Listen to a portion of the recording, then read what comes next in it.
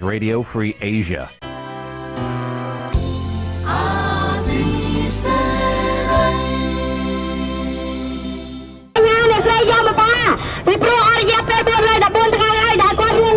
ពលរដ្ឋដែលមានទំនាស់ដីធ្លី3សហគមន៍ផ្សេងគ្នាគឺសហគមន៍បូរីកេឡាសហគមន៍ថ្មគោលនិងសហគមន៍បឹងកក់សរុបប្រមាណ100នាក់បាននាំគ្នាទៅតវ៉ានៅមុខតុលាការកំពូលនៅថ្ងៃទី22ខែតុលាឆ្នាំ2013ដើម្បីជំរុញឲ្យតុលាការពិនិត្យកាត់ក្តីសំណុំរឿងនិងដោះលែងអ្នកស្រីយ៉ោមបុប្ផាសកម្មជនដីធ្លីនៅតំបន់បឹងកក់នោះឲ្យបានឆាប់រហ័ស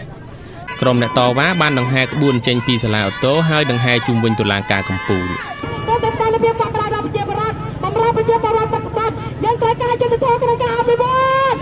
តំណាងអ្នកភូមិបឹងកក់អ្នកស្រីទេពនីបានថ្លែងថាពួកគាត់នៅតែព្យាយាមហើយសង្ឃឹមថាអ្នកស្រីយ៉ោមបុប្ផានឹងទទួលបានយុត្តិធម៌ ខ្ញុំសង្ឃឹមលើកចុងក្រោយទៅលើករណីអ្នកស្រីយ៉ោមបុប្ផានៅលើតុលាការកំ